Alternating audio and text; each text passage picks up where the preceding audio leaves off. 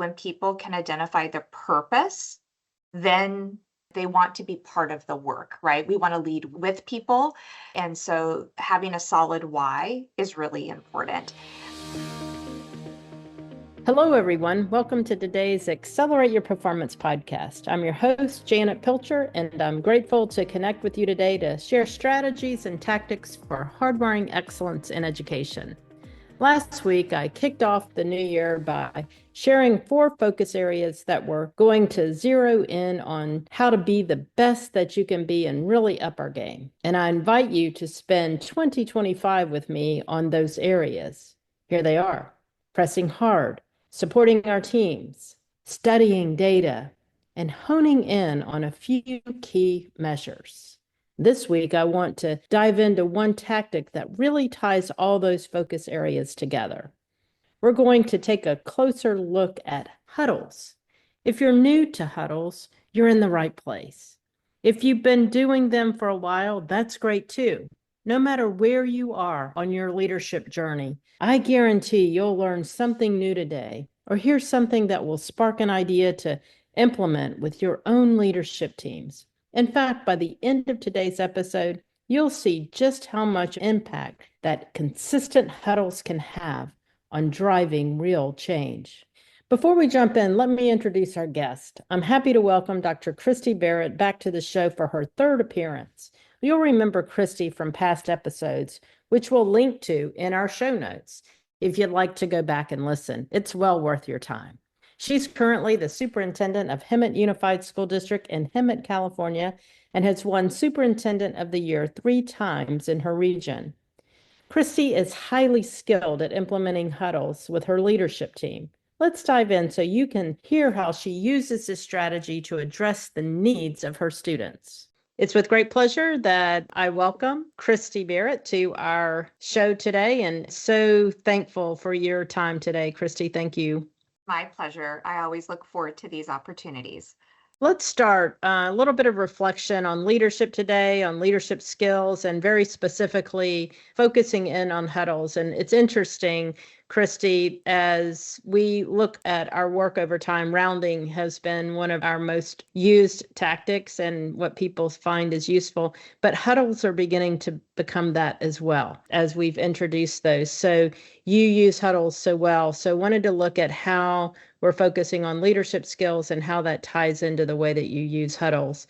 So I'm just going to kind of start with a more conceptual question, just kind of reading through something that's been center in my mind. It's important to develop leaders to support their teams with the mindset that leaders not have led well until their teams have performed well.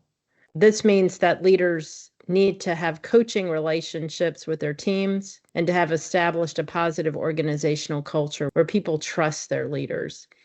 As a leader, and you look at that, what does that mean to you? It actually hits really close to home in that we talk very overtly as a collective leadership team about what makes a good team. And often people will go to the relational side. Well, we get along, we solve problems together.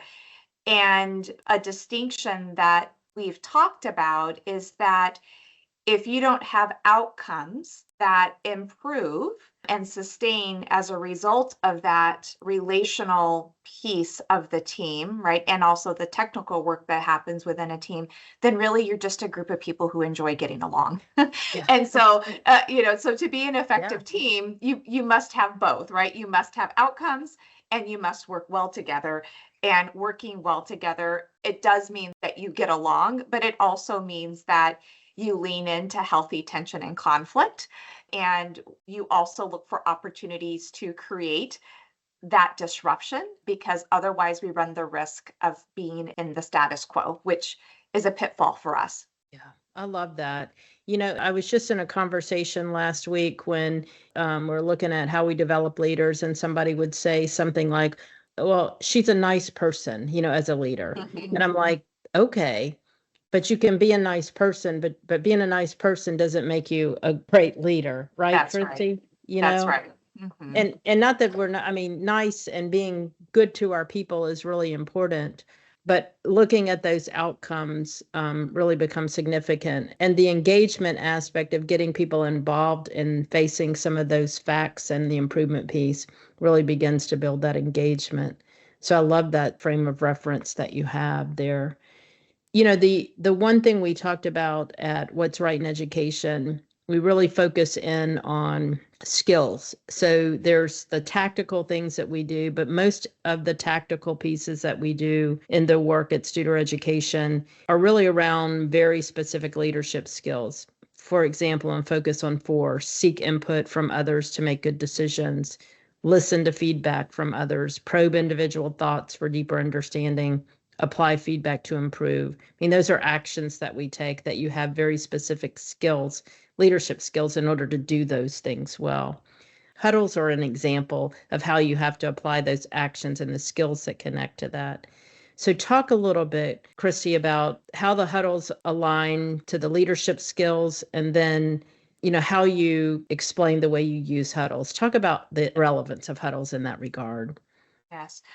I'll start by framing the bigger belief that we hold related to building leadership capacity in our organization. And it's very much what you just alluded to, and that it's also more than being well liked. We lean in on Margaret Wheatley's below and above the green line work.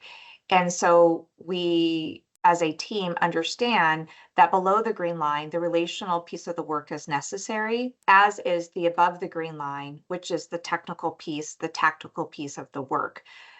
And it is also true that as a leader, you must do both things well. If you're only relational, your success will be limited. If you are only able to live in the technical space, your ability to be effective will be limited. You must do both. And so Huddles is one place where we model that in real time every day. And so as I take us deeper into our huddles, I think it's also important, just on an aside, to note it's one piece of a much larger system that we've designed to nurture and build the capacity of our leaders. And so with huddles, we are hyper focused on a very important distractor in our schools, and that is student behavior. And there are many things that contribute to that. And so every day as a leadership team, we bring our assistant principals, our principals, cabinet, myself, and a handful of directors together every day to say, what happened yesterday? What are the bright spots in the organization as it relates to student behavior, and specifically aggressive student behavior? And where did we have some challenges?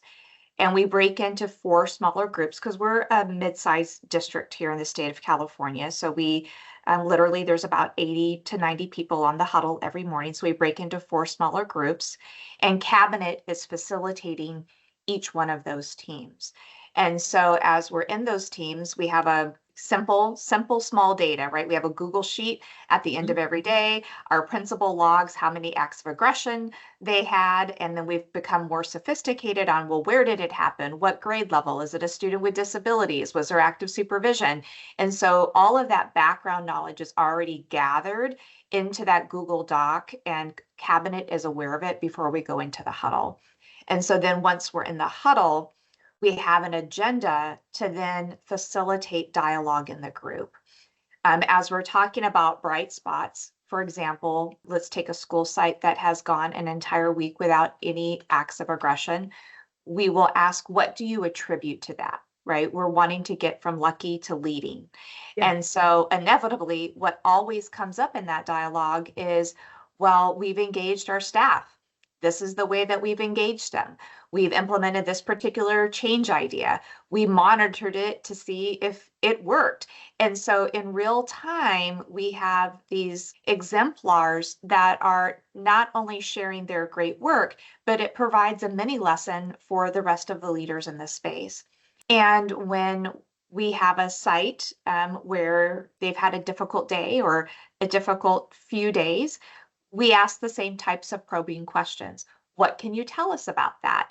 What are the ways that you're thinking about the problem, right? We're also trying to shift the thinking from it's not a people issue, it's a systems issue. How are we investigating the system related to that particular problem? What's a change idea? Are there any other thoughts that the team can contribute to that? And so now they have a real-time sounding board and set of thought partners to go through that process with. And so we have had exceptional gains related to student discipline. The reduction, honestly, is astounding. And it's not because we are ignoring or no longer suspending students, it's because the problems don't exist, right? We've moved from the Band-Aid approach of solving problems to solving to root. And then lo and behold, problems that school site A had were also problems that school site B had. And so now with very little effort, the learning and the strategies that are working are beginning to scale very naturally. We also have it now where, this site wants to go and observe this site during, lunch or what have you, because they're learning from each other. And so we've in a very natural way facilitated both the relational and the technical side, of what it means to lead. The other benefit, and actually there are many benefits, to our huddle is that it truly has flattened the organization, right? Myself and the executive cabinet team, we are furthest from the work, not because we want to be, it's just the way the system is designed. And so our assistant principals and our principals are getting to interact with us each and every day. I think that's rare. You don't see that, at least in the spaces I've been. You don't get to have those types of interactions. And the other thing that it's done is even though we have many more opportunities to engage with our principals, those opportunities they're not as consistent with our assistant principals. And so now we're also getting a daily touch with our assistant principals, which is helping to build our bench, if you will, for future principals. Right. So there's a lot of benefit. Yeah. As I've continued to watch what you all do and your leadership and that work, I work to try to talk about how you transfer it when I'm talking to another superintendent and we're looking at a particular area of focus and looking at the data and looking at the trends and saying, hey, that's a hot spot right there to really kind of double down on, which is what you all did so well. And it just seems overwhelming, Christy, at first for people when you say we're going to do like daily huddles with people, with our leaders coming together. I'm just curious, like, how did you get them to say, okay, this is something we should do, and to give that time and to say rather than saying there's no way we're going to be able to do that? Just curious how you manage through that. Yeah. It is overwhelming. And now I like to say it was, and that it's past tense, because you adjust. And then once it becomes habitual or hardwired, now it's just part of what we do. It's 15 minutes, and so it's short and it's impactful. And so what helped us overcome that overwhelming feeling and what I would initially describe what felt like a burden on the calendar is no longer perceived that way because the time is so valuable. The other thing that we do in Huddle every day is not only do we talk about student aggression and how do we work to solve for that, thing one, that solves for a lot of other problems on their campuses. So now they're getting time back, right? Yes. But the other thing that we ask them every day in Huddle is, what is an immediate need that you have today? That if we don't solve for that, it's likely that you're going to have an increased risk of a safety or student incident. And so 9 times out of 10, it's a staffing issue. And so what happens is after they all log off, cabinet stays behind along with some of our directors. And in real time, we're reallocating resources. It's like, okay, this particular school site doesn't have a security officer today. Where can we get one, from another site who may be overstaffed? Or, today we don't have our one-on-one paraprofessional at this particular site. That's a necessary thing. How do we help the principal solve for that? And so they see value in being in that space, because not only are we getting better in solving for student discipline issues, but then other needs that they are dealing with and traditionally in the past they've had to deal with on their own. We're now making the lift of the day lighter because we're doing that for them, right? And so the space is valuable. Yeah. And I mean, just being proactive with that ask and being able to solve immediately. And I'm sure, for your principals, they probably now look forward to that time where they get to have the huddle, talk through that, and then I'm sure they're prepared when they come to that meeting, or that session. As you think about, Christy, from your standpoint, and you think about as a superintendent, you really are teaching and guiding and supporting your team of leaders, your direct connection to your executive leaders who then are supporting the people who report to them and the principals. So I've learned, or just kind of began over the years, just talking about being a good leader really means being a good coach. I mean, we're really a good coach to our people. And when we're a good coach, what I've found over the years is it's made me a better leader. I've just grown into a better and better leader. Still have a lot to learn, but having that coaching approach makes me better. Just curious, as I say that, does that resonate with you, or how do you perceive the way that you grow as a leader as you're engaging in this type of process with your teams of leaders? I do agree with what you've stated, and I do grow because learning is reciprocal. And for me, I try to be very cognizant of how people are situated in the space, and if we've reached a plateau. If so, what do we do about that? And my thinking would not be ignited in the way that it is if I didn't get to see our leaders problem solving and leading in real time. And so there are things that they have surfaced that I would not have ever identified as a leadership problem that we needed to solve for or build capacity in so that we can make forward progress. And so a really good example of that, and just being vulnerable, is when we get our executive team, our cabinet team together, they've been in the seats, right? They've been in the system for a while. And so it's easy to take for granted that maybe they don't need the same type of coaching as others do. And that is not true. Yeah. And so that has made me be a better leader for them, because I will observe things and I'm like, okay, like, let's talk about that. So, for example, and it was uncomfortable for them, but I was like, okay, each one of you has your own style of facilitating. Because like I said, we break into 4 different huddles. And I'm like, and each one of you could learn something from somebody else.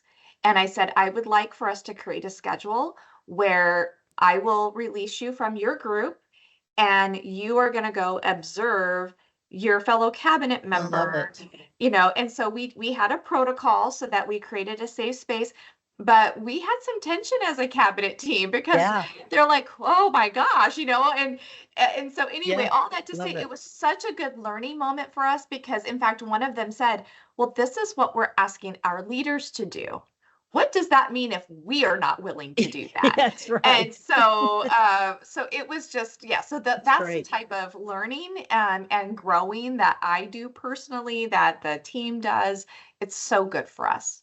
Yeah, so good. And, it's that vulnerability as a leader and putting yourself into those situations, that does truly make us grow. And we have to be a confident leaders to do that and know that we are continuing to grow. I don't know about you, but anytime I even try to get overconfident in leadership, thinking I have good leadership skills, it's the moment that something's going to happen that I go, uh-oh. That's right. I'm going to situate myself. Let me ground myself again, Christy, Absolutely. Every couple of months we do a plus delta, and then we try to adjust the huddle to, meet the needs and what have you. And although you receive the plus delta private, the moment that you explained it is real, right? It's like, oh, that pinched a little bit. I didn't recognize that was an area of growth for me. So yes. And it's so important for us to do, and appreciate you doing that. Well, so I really appreciate the detail behind the explanation of the huddle. I'm gonna close today.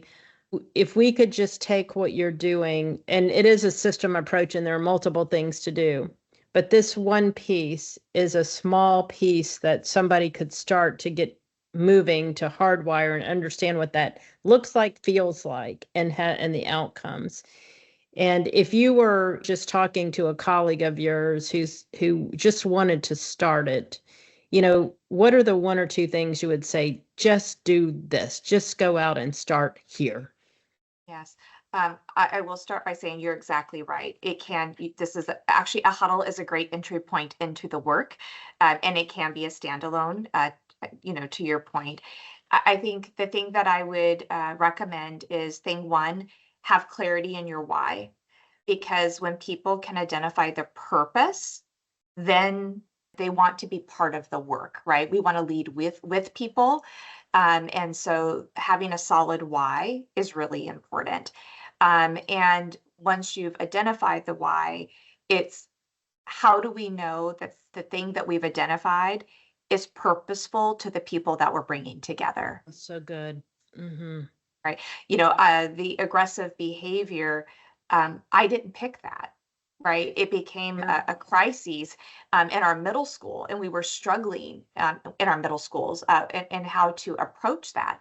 And the huddle was birthed out of that. And now, of course, it's just morphed over time. But I think if you can have a common rallying cry, that breaks down a lot of barriers for you because everyone has an interest in solving.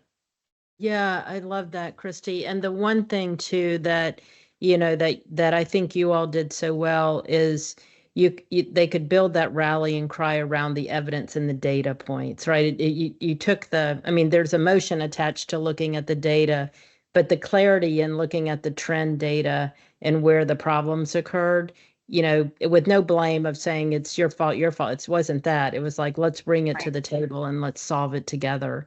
That's something that I just think you all have done so well with the execution of the huddles and continuing to look at that evidence as you move forward. I just always appreciate the connection with you. I just enjoy the conversations. You're so learn from you, learn from the work that you all are doing, and appreciate you and the extension of the appreciation to your team. Christy, thank you very much.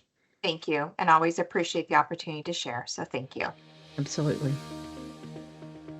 Thank you, Christy, for sharing your experience today and demonstrating what it takes to press forward and support your team through the challenges they face in decreasing student aggression. You are an example of a leader who sees the data, dives into it, and identifies how to move forward. Thank you for making yourself available to your team on a daily basis and for leading the deep work that you do. If you'd like to learn more about Huddles, please visit our episode page, which I'll leave a link to in the show notes. There you can download a sample leader huddle agenda and template so you can get started. And as always, I thank you for tuning into this episode of Accelerate Your Performance. I look forward to connecting with you next time as we continue to focus on the organizational excellence framework so that we can be our best at work. Have a great week, everyone.